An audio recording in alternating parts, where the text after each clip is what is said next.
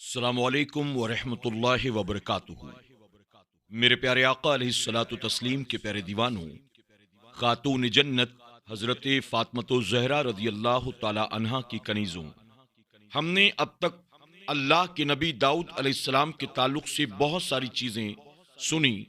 आज के दर्स में इंशाअल्लाह हम आपकी हुकूमत और अदल इंसाफ के ताल्लुक से समाअत करेंगे। ए दाऊद, हमने मुकर्रर किया है आपको अपना नायब जमीन में, बस फैसला करो लोगों के दरमियान इंसाफ के साथ, और न पैरवी किया करो हवाए नफ्स की, वो बहका देगी तुम्हें राह खुदा से। बेशक जो लोग भटक जाते हैं राह खुदा से, उनके लिए सख्त अजाब है, इसलिए कि उन्होंने भुला दिया था यौम हिसाब को, और नहीं पैदा किया हमने आसमान और जमीन को और जो कुछ उनके दरमियान है बेफायदा। ये तो कुफ्फार का गुमान है, बस बर्बादी है कुफ्फार के लिए आग के अजाब से। क्या हम बना देंगे उन्हें जो ईमान लाए और नेक अमल करते हैं, उन लोगों की मानिंद जो फसाद बर्पा करते हैं जमीन में, या हम बना देंगे परहेजगारों को फाजिरों की तरह। ये किताब है जो हमने उतारी है आपकी तरफ बड़ी बाबरकत, ताकि तदब्बुर करें उसकी आयतों में और ताकि नसीहत पकड़ें अक्लमंद। हजरत दाऊद अलैहिस्सलाम को बताया जा रहा है कि तुम किसी शाही खानदान के फर्द नहीं हो कि तुम्हें ये हुकूमत और तख्त वर्षा में मिला हो। तुम एक गैर मारूफ चरवाहे थे। हमने अपने फजलो करम से आपके लिए ये राह हमवार की और अपनी मेहरबानी से बनी इसराइल का ताजदार बनाया, और वसी और अरीज सल्तनत मराहमत फरमा दी और मसनदे खिलाफत पर मुतकम्मिन कर दिया। इस एहसास का शुक्र अदा करने का ये तरीका है कि हर फैसला अदल इंसाफ के मुताबिक करो और अपनी पसंद व नापसंद को किसी तरह असर अंदाज न होने दो। अगर तुमने अपनी ख्वाहिश नफ्स पर इंसाफ को कुर्बान किया तो याद रखना अल्लाह ताला की राह से बहक जाओगे, उसकी तौफीक का दामन तुम्हारे हाथ से छूट जाएगा, और जो शख्स राह हक से बहक जाता है वो अल्लाह ताला के सख्त अजाब में मुब्तला कर दिया जाएगा। अल्लामा काजी सनाउल्लाह पानीपती रहमतुल्लाह तआला अलैह ने इस आयत के ज़िम्न में तहरीर फरमाया जो पेशे खिदमत है। एक रोज़ हज़रत उमर फ़ारूक आज़म रज़ियल्लाहु ताला अन्हु ने हज़रत तलहा, ज़ुबैर, काब और सलमान रज़ियल्लाहु ताला अन्हुम से पूछा, खलीफा और बादशाह में क्या फ़र्क है? हज़रत तलहा और ज़ुबैर ने कहा, हम नहीं जानते।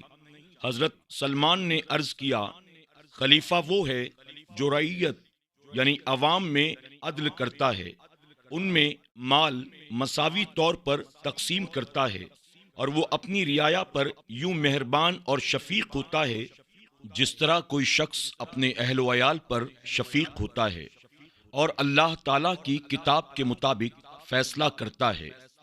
सुलेमान बिन औजा रदियल्लाहु ताला अन्हु से मरवी है कि एक रोज़ हज़रत फ़ारूक आज़म रदियल्लाहु ताला अन्हु ने हाज़रीन से फरमाया, मुझे मालूम नहीं कि मैं खलीफा हूँ या बादशाह। एक शख्स कहने लगा, ए अमीरुल मोमिनीन, दोनों में भला क्या फ़र्क है? उसने कहा है, खलीफा वो है जो लेता है तो हक और इंसाफ से, और खर्च करता है तो सही जगह पर। अल्लाह ताला के फजल करम से आप ऐसा ही करते हैं। और बादशाह वो होता है जो लोगों पर जोर और सितम करता है, इससे लेता है, इसको देता है। ये सुनकर हजरत उमर फारूक आजम खामोश हो गए। सरबराह ममलिकत के लिए इस्लाम ने बादशाह, सुल्तान, चेयरमैन वगैरह कलिमात पसंद नहीं किए हैं, क्योंकि उनमें खुदसरी और अनानियत की बू आती है, बल्कि खलीफा का लफ्ज तजवीज़ किया है, जिसका मायने खुदसर और मुख्तार का नहीं बल्कि नायब और कायम मकाम है। ये लफ्ज ही बता रहा है कि ममलिकत इस्लामिया का सरबराह अपने रब का नायब होता है, और नायब का काम अपने आका के अहकाम की तामील करना है। اور اس کے ارشادات کے مطابق اس کے دیے ہوئے اختیارات کو استعمال کرنا ہے۔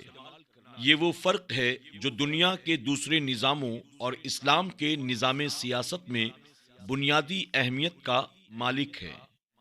قرآن پاک نے یہاں خلیفہ کی ذمہ داریوں کو بڑے مؤثر انداز اور پیرائے میں بیان کر دیا ہے کہ اس کا فرض اولین یہ ہے کہ وہ عدل و انصاف کے تقاضوں کو پورا کرے۔ فیصلہ کرتے وقت خارجی چیز، سفارش، کوئی طمع، کوئی خوف، حتیٰ کہ اپنے ذاتی مفاد کو بھی اس پر اثر انداز نہ ہونے دے۔ جو حاکم ایسا نہیں کرتا گویا اس نے روز جزا کو فراموش کر دیا ہے۔ قیامت کے دن پر اس کا ایمان نہ رہا۔ زبان سے وہ ہزار دعوے کرے کہ وہ قیامت پر ایمان رکھتا ہے، اگر وہ فیصلہ کرتے وقت میزان عدل کو برابر نہیں رکھ سکتا تو اس کو یہ دعویٰ کرنے کا قطعاً کوئی حق نہیں۔ اور جو لوگ قیامت پر یقین نہیں رکھتے، اسے فراموش کر دیتے ہیں، ان کے لیے عذاب شدید ہے۔ کفار اور ملحد لوگ یہ سمجھتے ہیں کہ زندگی بس یہی دنیاوی زندگی ہے، اس میں خوب عیش و عشرت کر لو، خوب مزے اڑاؤ، دولت کماؤ، جتنی کما سکتے ہو، حلال و حرام کے چکر میں نہ پڑو۔ یہ تو محض ملاؤں کی من گڑھنت باتیں ہیں۔ جاہ و منصب حاصل کرنے کے لیے کسی کی حق تلفی ہوتی ہے تو ہونے دو، مکر و فریب کی ضرورت پڑے تو ہرگز نہ گھبراؤ۔ قیامت کس نے دیکھا ہے؟ ہزارہ سال سے یہ صوفی لوگ قیامت کی دھمکیاں دیتے چلے آ رہے ہیں، ان کی باتوں میں آ کر اپنی زندگی کا لطف برباد نہ کرو۔ اللہ تعالیٰ ان کے اس مغالطے کا رد فرماتا ہے کہ اگر تمہاری باتیں درست ہوں تو اس کا مطلب یہ ہوا کہ زمین و آسمان کا یہ سارا نظام عبث یعنی بیکار اور بے مقصد ہے۔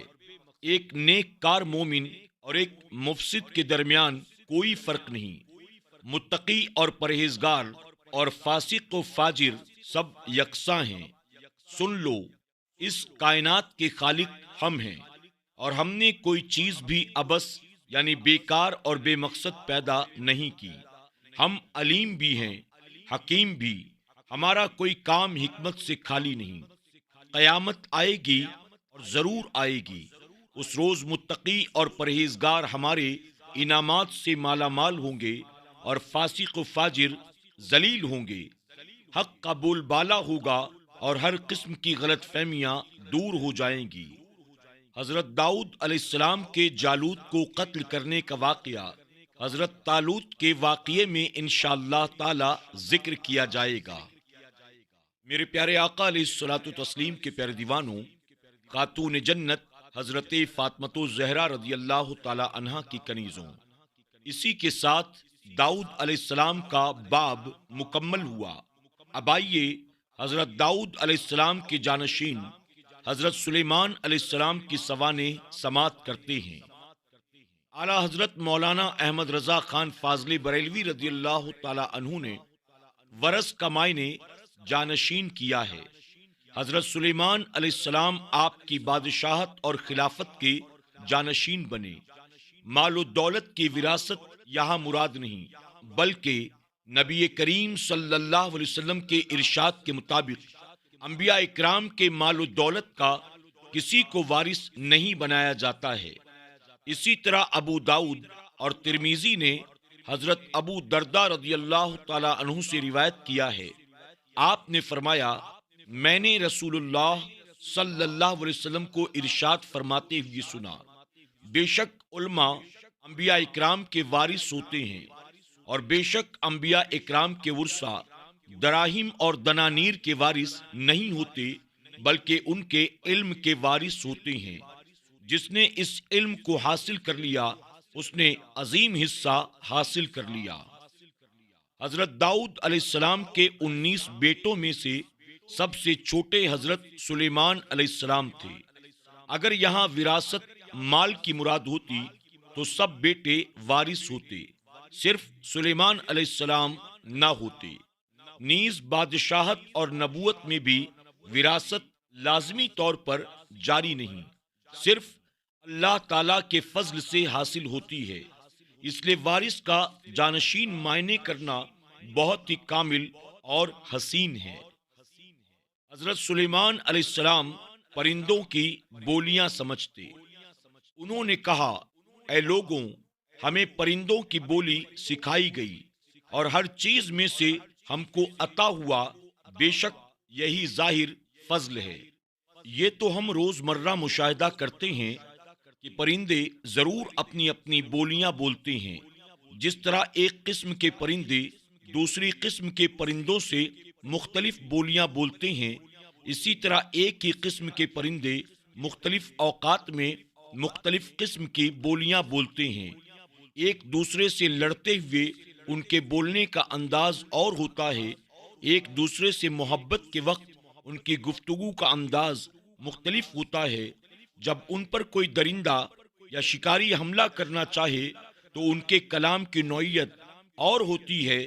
اس سے پتہ چلتا ہے کہ ان کی بولیاں صرف چیخ و پکار، شور و گل میں نہیں ہوتی، بلکہ ان کے مطالب و مقاصد بھی اس میں پائے جاتے ہیں، جنہیں وہ خود اچھی طرح سے سمجھتے ہیں، اگرچہ ہم ان کی بولیوں کو سمجھنے سے قاصر ہوتے ہیں۔ سلیمان علیہ السلام کو اللہ تعالیٰ نے پرندوں کی بولیاں سمجھنے کی قوت عطا فرمائی تھی۔ آپ علیہ السلام سمجھ لیتے تھے کہ یہ کیا کہہ رہے ہیں۔ یاد رہے کہ آپ علیہ السلام کا اپنے آپ کو جمع کے صیغے سے تعبیر کرنا سیاست کے قانون کے مطابق تھا کہ بادشاہ اپنی رعایا سے اسی انداز میں کلام کرتے ہیں، اس میں تکبر کی نیت نہیں تھی۔ بعض حضرات نے کہا کہ پرندوں کی بولیاں حضرت سلیمان علیہ السلام اور ان کے باپ حضرت داؤد علیہ السلام دونوں ہی جانتے تھے، اس لیے جمع کا صیغہ لایا گیا ہے، لیکن یہ قول درست نہیں، کیونکہ یہ ثابت نہیں کہ حضرت داؤد علیہ السلام بھی پرندوں کی بولیاں جانتے تھے۔ حضرت سلیمان علیہ السلام نے مور کی آواز کو سن کر کہا، یہ کہہ رہا ہے کہ جیسا کرو گے ویسا بھرو گے۔ ہدہد کی آواز کو سن کر کہا، یہ کہہ رہا ہے کہ اے گناہ گاروں، اللہ تعالیٰ سے مغفرت طلب کرو۔ خطاف یعنی لمبے بازوؤں والا، چھوٹے پاؤں والا، سیاہ رنگ کا ایک پرندہ، اس کی بولی کو سن کر آپ نے فرمایا، یہ کہہ رہا ہے نیکی کے کام کرو تاکہ ان کی جزا پاؤ۔ عمری کی آواز کو سن کر کہا، یہ تسبیح پڑھ رہی ہے، سبحان ربی العالی۔ چیل کو بولتے ہوئے سن کر آپ نے فرمایا، یہ کہہ رہی ہے رب کے بغیر ہر چیز کو فنا ہو جانا ہے۔ بھٹ تیتر کی آواز کو سن کر آپ نے فرمایا، یہ کہہ رہا ہے جو خاموش رہا وہ سلامتی میں رہا۔ مرغ کی آواز سن کر آپ نے فرمایا، یہ کہہ رہا ہے اے غافلوں، اللہ تعالیٰ کو یاد کرو۔ گید کی آواز کو سن کر آپ نے فرمایا، یہ کہہ رہی ہے اے انسان، جتنا چاہے تو زندہ رہے، آخر تجھے موت آنی ہے۔ عقاب کی آواز کو سن کر آپ نے فرمایا، یہ کہہ رہا ہے لوگوں سے دور رہنے ہی میں انس ہے۔ مینڈک کی آواز کو سن کر کہا، یہ تسبیح پڑھ رہا ہے، سبحان رب القدوس۔ خیال رہے کہ ان پرندوں کی ہمیشہ یہ بولی نہیں ہوتی، بلکہ بعض اوقات یہ بولی انہوں نے بولی، مختلف اوقات میں مختلف بولیاں بولتے ہیں۔ حضرت سلیمان علیہ السلام کا یہ کہنا کہ اللہ تعالیٰ نے ہمیں ہر چیز عطا کی ہے، یہ بطور شکر تھا، بطور فخر نہیں۔ جیسے نبی کریم صلی اللہ علیہ وسلم نے فرمایا، میں اولاد آدم کا سردار ہوں، مجھے اس پر کوئی فخر نہیں، یعنی میں نعمت کے اظہار اور شکر کے طور پر یہ بات کہہ رہا ہوں۔ میرے پیارے آقا علیہ الصلوۃ والتسلیم کے پیارے دیوانوں، خاتون جنت حضرت فاطمۃ الزہرا رضی اللہ تعالی عنہا کی کنیزوں، آج کے درس میں بس اتنا ہی۔ انشاءاللہ کل کے درس میں ہم سماعت کریں گے اللہ رب العزت نے ہوا کو، تمام چرند و پرند کو کس طرح سے اپنے نبی سلیمان علیہ السلام کے تابع فرما دیا تھا۔ تب تک کے لیے ہمیں اجازت دیں۔ اپنا خیال رکھیں اور اپنی دعاؤں میں ہمیں ضرور یاد رکھیں۔ السلام علیکم ورحمۃ اللہ وبرکاتہ۔